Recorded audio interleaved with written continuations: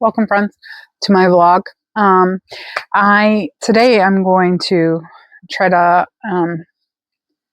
make a pattern for some keychains I'm doing, and then I'm going to also make it a dual pattern so that they can turn it into a bookmark. But I'm trying to figure out the right way to do that. I have half the pattern written already, and I might provide a tutorial as well if people need it. But that's what I'm doing. I hope everybody's doing well today. Over the weekend, my husband and a bunch of family and friends took down some trees, and sorry, I'm looking off camera. I am going to throw on something to watch while I do all this. So we took down a bunch of trees because we're putting up a pole barn, and my husband and I and everybody else got poison ivy.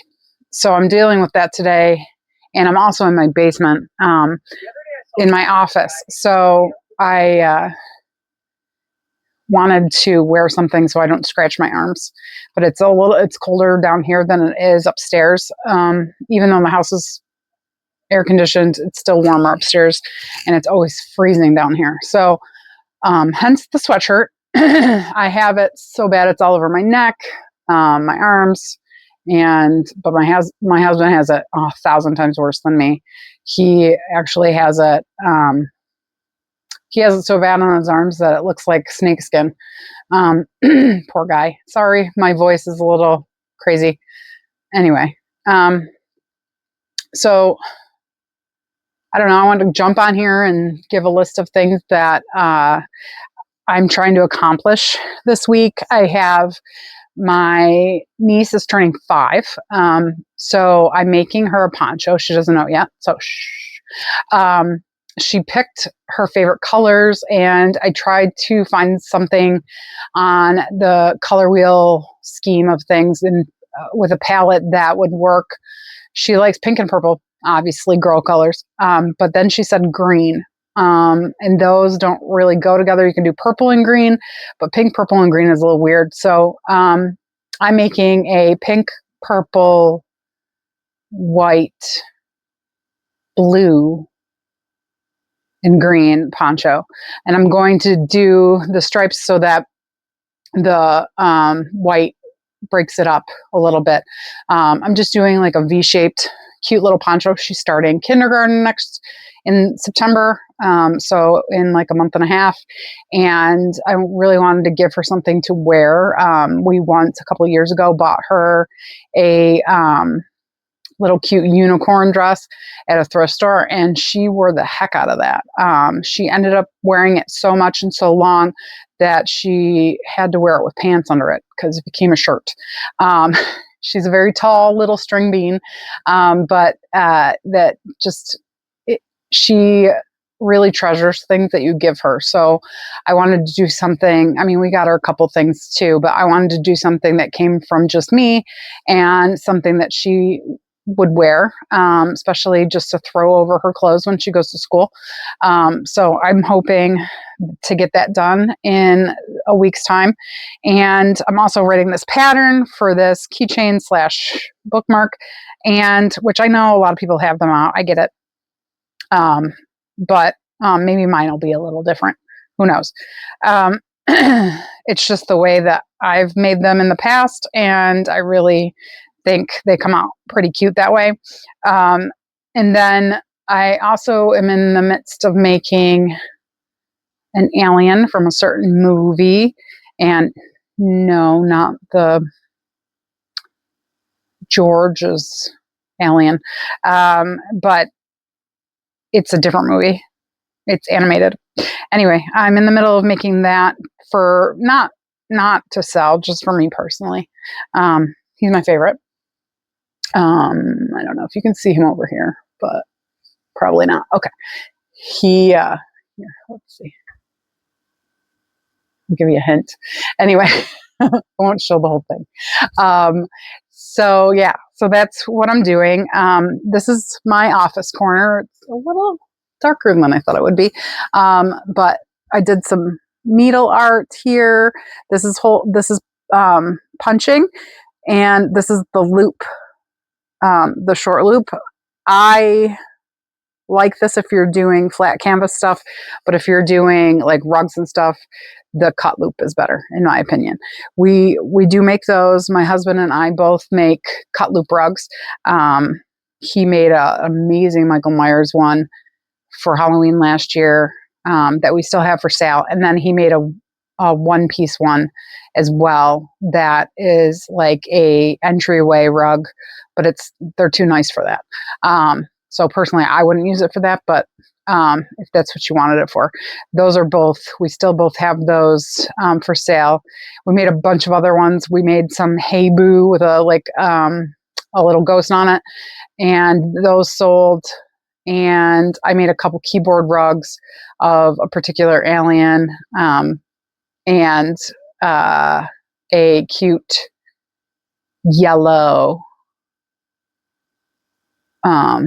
game character, and they both sold as well. Keyboard rugs are pretty cool and they're comfy for your wrists, so we did that. We have a lot of things in the mix right now because the yard is up in the air, and we're trying to get the site prepared for the pole barn to go up. That's quite an endeavor. It's not something that I enjoy doing, but I can't let my husband do all the work by himself. It's not fair. So I did help out.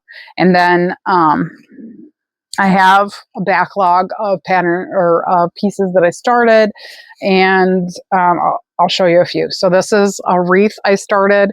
It needs flowers.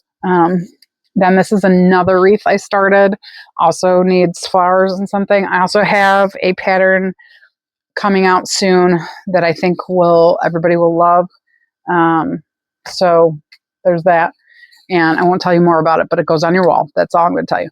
And it's not tapestry. So there's that. And it's not macrame.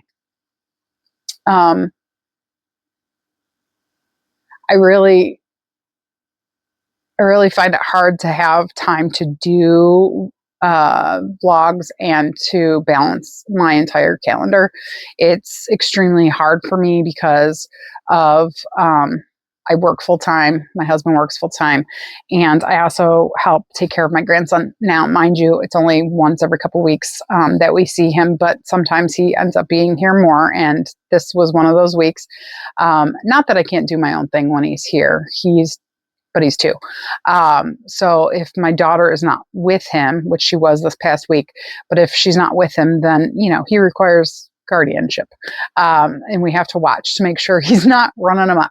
And his favorite thing to do is to ride in his electric Jeep that he has.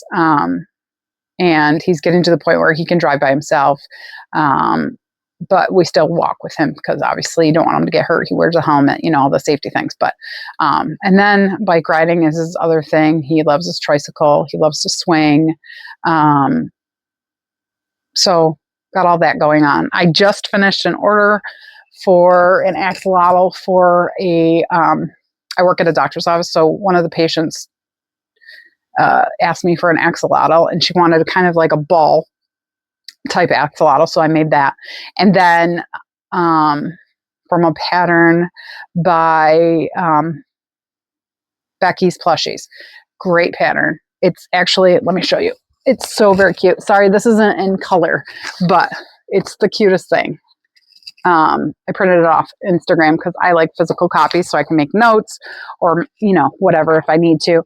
And I didn't use the type of yarn she used, and I didn't use the hook she suggested, but it came out really cute. And then, I also made a couple peonies from another designer, and sorry if I can't remember her name right now off the top of my head. I will insert it. Oh, because I don't have the paper right close, because I have a file cabinet I keep everything in. I'm the one that buys file cabinets. I have two in here, and they're full of one is 4-drawer and heavy duty and probably like 4 feet tall, 5 feet tall maybe, and it's full of patterns. And the other one's a 2-drawer, quite large 2-drawer But that one's full of like buttons and other odds and ends, and buttons that are in canisters. I'm going to be reorganizing everything and putting some patterns in there too. I just don't have room for all this stuff right now. So I'm actually trying to not buy yarn for this year. At the beginning of the year, I bought some, and I don't really need it. Unless I run out of like a color that I use a lot, I refuse to buy anymore. If it's gifted to me, that's different. But I do have a couple shows coming up that are in the Rochester area. One is in December and one is in October, and I will link those in a little bit. I'll link those below in case you live in the area or in case you want to travel and come see me maybe, or the other millions of artists that are there. It's an amazing venue. One is at the Dome, and then one is at Mary Cariola School, and that one is special because that one is for a school that helps children that have disabilities. My sister-in-law works there, and the first annual craft show was art craft show was last year, and it was attended well, and I did well for a one-day event. I could have done better, but I didn't. I had just done the other show in October, and I didn't have enough stock. And also, I do want to also disclaimer, I price my stuff pretty high. My time is worth it, and the products I make are worth it. And they are high quality, so I price them a little higher. I also sell at a gallery, so that's a lot of where I get my pricing from. People pay for it at the gallery, so why not pay for it in public too? It's just kind of my thing. I am going to see if in the future I can lower them for the show a little bit, but I don't like undervaluing myself and my time. If people who stop by my booth say, oh, I can make that, then make it. I don't have a problem with that. I don't have a problem with you saying that if you're going to do it. The problem is when you say that a lot of people don't do it, or a lot of people don't know how. Crocheting is something that cannot be done by a machine, and it can only be done by you, me, and other people like us. And that is something that, like I said, not everybody can do. So I take that the way it is, and I produce things, either my own patterns or patterns from other designers, and I make them my own by giving them a little character and maybe adding a little bit of bling here and there, or doing something that isn't in the pattern, but I think it looks cute, just certain things. So that to me is, I'm personalizing it.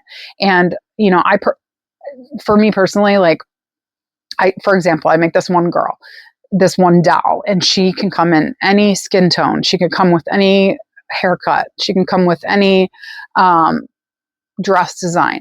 And when I make them and I put them in the gallery, they immediately sell out. I normally make them because there isn't enough dolls in this skin tone. I normally make them in a darker skin tone, medium to dark. The reason why is because a lot of the people that have those skin tones are not represented well with other type of plushies or stuffed animals or what have you.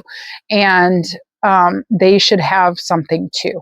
So I try to always do that, but it can always be, whatever, a very light toned, blonde hair, blue eyed child, or it could be, somebody who's dark hair and curly hair, or dark skin and curly hair, or whatever. But anyway, I digress.